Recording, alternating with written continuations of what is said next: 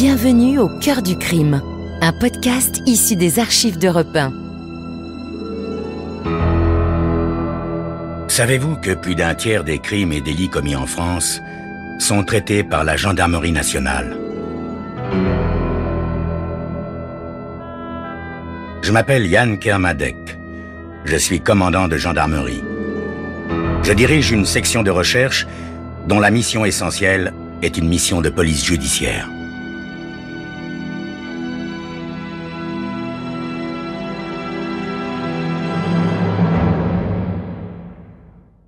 L'histoire que je vais vous raconter est une histoire vraie. Tous les faits sont réels et se sont déroulés en France. Seuls, les noms des personnes et des lieux ont été changés.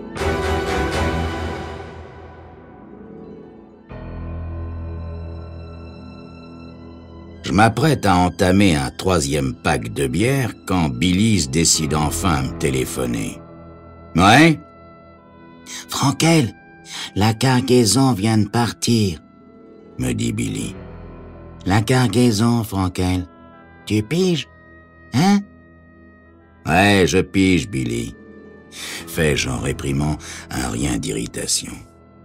Je sais bien qu'il ne faut pas brusquer Billy. Il a besoin de temps pour ordonner ses pensées. Billy est un peu, simple d'esprit. Du moins est-ce l'impression qu'il laisse à tous ceux qu'il rencontre. C'est ce que j'ai cru au début quand ils l'ont placé dans ma cellule à la prison d'État. Il y a déjà une petite éternité. Non, en fait, Billy est plus coincé et archi-sensible que simple d'esprit. Confiant et vulnérable, raison pour laquelle je l'ai pris sous ma protection dans ce panier à crabes. Aujourd'hui, je m'en frotte les mains parce que Billy petite tête, vient de me brancher sur le plus beau coup de ma carrière. Le chargement, Frankel. Tu comprends? Hein? Oh, t'es encore là? Oui, Billy, je suis encore là. Non, je réfléchissais. Bon, je passe te prendre à 1 heure à ta pension. Et nous filons quai 62 au coin de la 21e rue et de l'Hudson River, lui dis-je patiemment, comme si je m'adressais à un gosse. Dans 1 heure à ma pension? Attends, je vais écrire tout ça. À propos, tu m'as promis... Attends, Billy. J'ai pas dit dans 1 heure. J'ai dit à 1 heure du matin, 1 heure après minuit. Billy, je sais ce que je t'ai promis. Billy, je ne ferai de mal à personne. Personne ne souffrira. Je te crois, Frankel. Bon, alors, je note le rendez-vous. Il répète à voix haute les mots qu'il écrit soigneusement sur son petit carnet. Je hausse les épaules et je raccroche. J'inspecte une dernière fois le matériel. Les cagoules, les valises, le revolver avec ses fléchettes, les cordes et les poids. Parfait. Je renonce au 3e pack de bière et je me prépare un café instantané. À 1h30 du matin, nous nous glissons dans l'obscurité des entrepôts. Pour un gros type, Billy est loin d'être malhabile. Il évolue avec silence et légèreté. Quant à moi, je suis plutôt à l'aise dans ce genre d'exercice. Des projecteurs éclairent le hangar où sont entreposées les cargaisons de valeur. Un gardien patrouille le long de la clôture. À l'intérieur du hangar, 2 autres gardiens tuent le temps en tapant le carton. Je pousse Billy du coude. « Du velours, Billy, tu vas voir. » Il ouvre la bouche pour répondre, puis, se souvenant que je lui ai demandé de garder le silence, acquiesce tout simplement de la tête. Je glisse une fléchette dans le revolver et j'attends que le gardien arrive à notre hauteur. La détonation ne fait pas plus de bruit qu'une légère toux sèche et je lui expédie une fléchette dans le dos. « Hé !» fait-il, plus surpris qu'effrayé. « On m'a tiré dessus! Je suis touché! Hé !»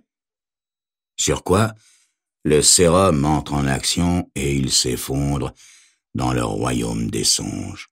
« N'oublie pas que tu m'as juré que tu ferais de mal à personne, hein, Frankel? Tu m'as juré, hein ?» s'inquiète Billy. « Mais oui, Billy, je n'ai qu'une parole. Personne ne souffrira. Si ça se trouve, ce type est déjà en train de ronfler et de faire de beaux rêves. » Alertés par les cris de leurs collègues, Les deux autres ont malheureusement le mauvais réflexe. Ils bondissent armes au poing à l'extérieur. Il ne m'en faut pas plus pour faire 2 beaux cartons en leur expédiant une dose de paix et de tranquillité. Le plus dur est fait. Je cisaille la stupide chaîne qui défend l'entrée et Billy et moi pénétrons dans la lumière des projecteurs. Effectivement, les 3 gardiens ronflent comme des bienheureux. Je les ligote et enlève cette fichue cagoule dans laquelle je marine à feu doux. Le reste n'est qu'une formalité. Billy indique 2 caisses tamponnées Columbia Express, la boîte où il travaille. Les voilà, Frankel. T'es content? Ouais, Billy, je suis content. Allez, on les prend et on se tire. Allez! En sortant, je m'aperçois qu'un des gardiens commence à se réveiller. Beaucoup trop tôt. Il remue un bras et se met à grogner.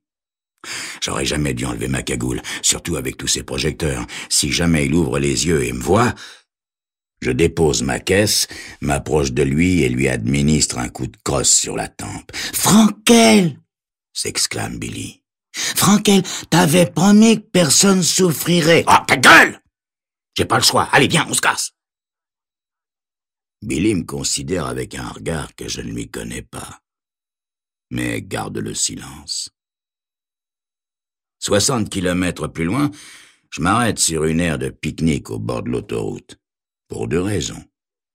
Le silence boudeur de Billy m'exaspère et, avouons-le, la curiosité. J'ouvre le coffre et je sors une caisse que j'ouvre avec un pied de biche. Elle est pleine de carnets à ras-bord. 950 000 $ de traveler chèque de la Columbia Express, soit 500 000 $ en argent frais, plus ou moins ce que Jack m'a promis. À moi, la belle vie, les champs de course, les jolies femmes, je suis riche, riche! Tu es riche ou nous sommes riches? Je suis plus ton ami, Frankel? Murmure Billy derrière mon dos. Il parle d'une voix étrange, implorante, comme un gosse qui va éclater en sanglots. Je sursaute, je ne l'ai pas entendu arriver, le bougre. Oh, Billy, combien de fois faudra-t-il te répéter que tu es mon ami, Billy? Je dis « je » parce que tu n'étais pas là, je te croyais encore dans la voiture. Tu as frappé le garde, murmure-t-il, faisant la sourde oreille. « Ah quoi, je lui ai juste fichu une migraine. Allez, viens, on part. » Après avoir enterré les planches des caisses et transféré les traveler chèques dans les valises, nous regagnons l'autoroute. Une demi-heure de silence boudeur plus tard, Billy me dit qu'il a faim. Un môme de 135 kilos, ce type. Je regarde machinalement la jauge. Nous allons faire le plein, Billy. T'en profiteras pour acheter des hot dogs, ok? Ouais. Quand Billy, les bras chargés de hot dogs, quitte le snack de la station-service, j'ai payé l'essence et caché une fléchette, la dernière, sous mon siège. Nous ne sommes plus qu'à 30 kilomètres de la ferme que j'ai héritée de mes parents, détail que Billy ignore. 10 minutes plus tard, je quitte l'autoroute et m'engage dans un chemin forestier que je reconnais malgré l'obscurité. Ouais, c'est là que j'allais chasser avec mon père quand il n'avait pas trop bu. Je roule jusqu'au fleuve et je m'arrête le long d'un bosquet. « Hein ?» fait Billy sortant de sa torpeur. « Où sommes-nous? Pourquoi tu t'arrêtes? » Besoin de me dégourdir les jambes et puis j'en ai marre de conduire. Tu veux prendre le volant? Oh oui, dit Billy qui adore ça. Alors qu'il s'extirpe de la voiture, je sors la fléchette et la lui plante dans la cuisse. Oh, tu m'as planté une fléchette, Frankel, dit-il en se retournant. Son regard ne marque aucune surprise. Bon Dieu, c'est comme s'il s'y attendait. Je savais que t'étais pas vraiment mon ami, fait-il, la voix pâteuse avant de perdre connaissance. Ligoter Billy et le lester des 2 poids avant de le jeter dans le fleuve est la seconde formalité de la soirée. Pauvre Billy. si confiant. Sacré Billy. Il avait toutes les qualités. Confiant, lent à réagir et travaillant à la Columbia Express. Le complice idéal pour un coup comme celui-ci. Il ne reste qu'une troisième formalité et à moi la Dolce Vita. Comme vous allez vous en apercevoir dans quelques instants.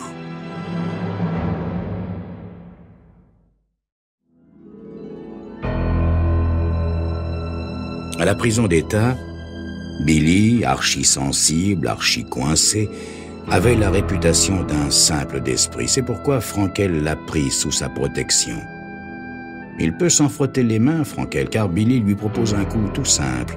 950 000 $ en traveler chèque. Le coup réussit. Malheureusement pour Billy, car en guise de remerciement, Frankel le descend et le jette dans un fleuve. Le gros Billy, lesté de 2 poids de 25 kilos, coule comme une pierre. Excite Billy.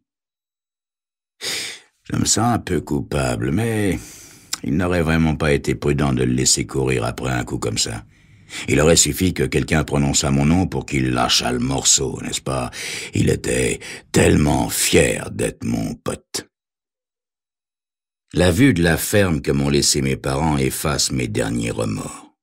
Ah, ma jolie petite ferme. 20 hectares près d'un petit lac encastré dans les collines. Malgré les mauvaises herbes qui ont envahi les vignobles et les cerisets, les clôtures qui s'affaissent, elle n'a rien perdu de son attrait, ma petite ferme.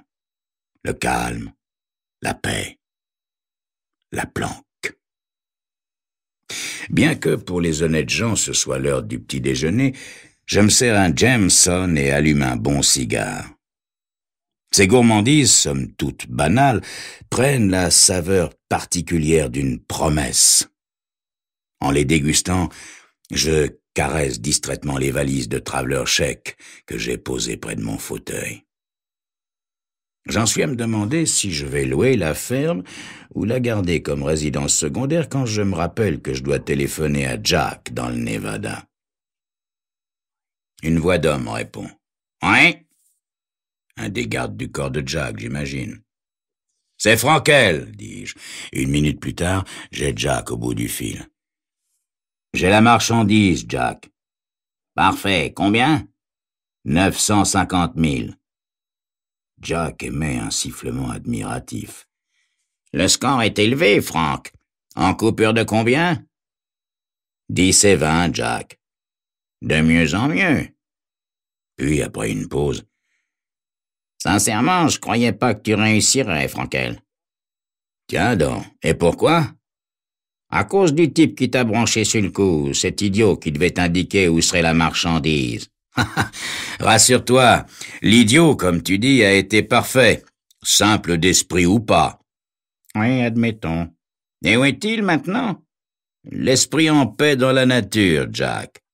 Ah, je voulais simplement être sûr qu'il ne parlera pas. C'est dans l'intérêt général, n'est-ce pas, mon vieux? Il ne parlera pas, Jack, je te le garantis. Ah, si tu le dis. Ok, Frank. Où pourrais-je te joindre dans 1 semaine ou 2? Je préfère être sûr que les fédéraux ne te filent pas le train, tu comprends? Tout à fait, Jack. Tu peux me joindre dans ma ferme, mais sois sûr qu'il n'y a pas un chat sur mes talons. C'est un coup bien préparé, Jack. Tu trouveras mon téléphone dans l'annuaire, sous mon vrai nom, pour changer. D'accord, Frank. Je te contacterai sans faute. N'oublie pas d'apporter le fric, hein, Jack? D'après ce que j'ai calculé, ça va chercher dans les 500 000 $. T'inquiète pas pour ça. Je raccroche en souriant. La bouteille de Jameson est là, à portée de la main. Je me resserre un verre en regrettant un peu que Billy soit absent. C'est vrai, j'ai horreur de boire seul. À ta santé, Billy. J'espère que tu m'en voudras pas trop quand j'irai te rejoindre, le plus tard possible, bien entendu. Avec son organisation, Jack écoulera sans problème les traveler chèques dans le monde entier. L'avantage avec lui, c'est qu'il peut se permettre de travailler à long terme. Il peut attendre des années, si nécessaire, avant de remettre les traveler chèques en circulation.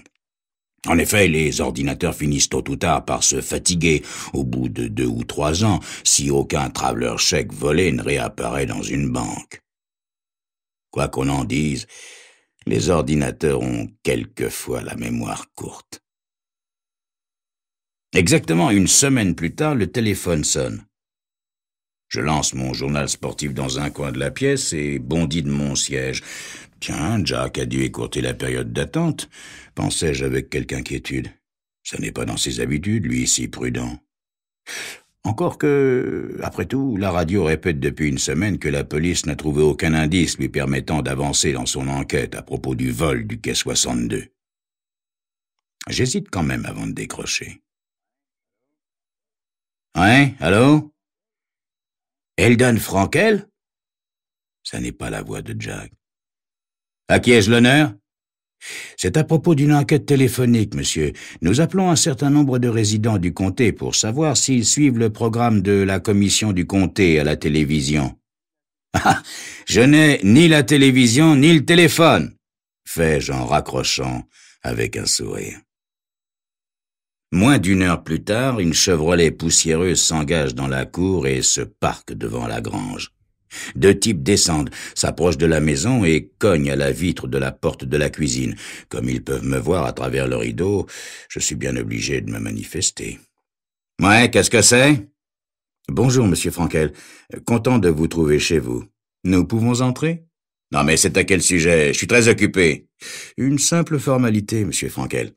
C'est à propos des traveler chèques que vous avez volés quai 62 à New York la semaine dernière. » J'ai un choc au cœur.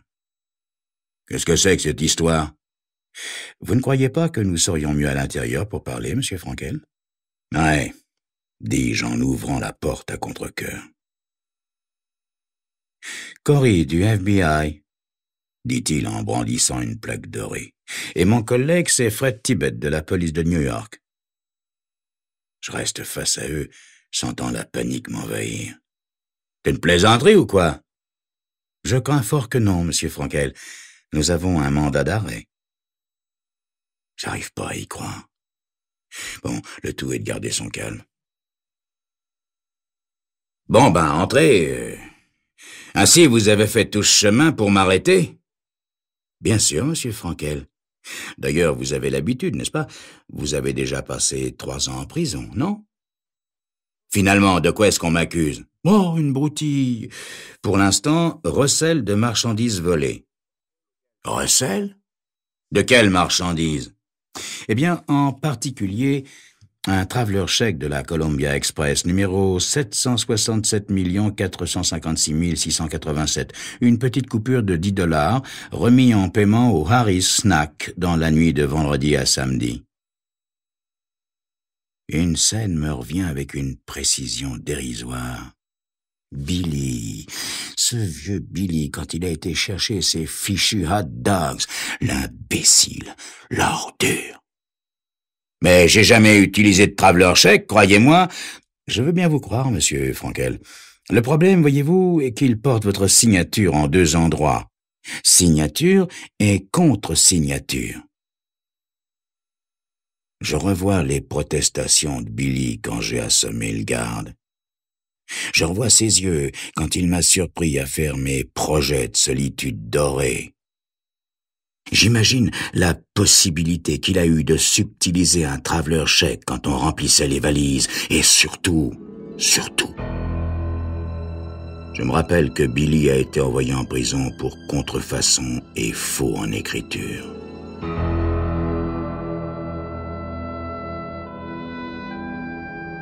Vous venez d'écouter Au cœur du crime, un podcast issu des archives d'Europe 1. Réalisation, Julien Tarot. Production, Estelle Lafont. Patrimoine sonore, Sylvaine Denis, Laetitia Casanova et Antoine Reclus. Au cœur du crime est disponible sur le site et l'appli Europe 1. Écoutez aussi l'épisode suivant en vous abonnant gratuitement sur votre plateforme d'écoute.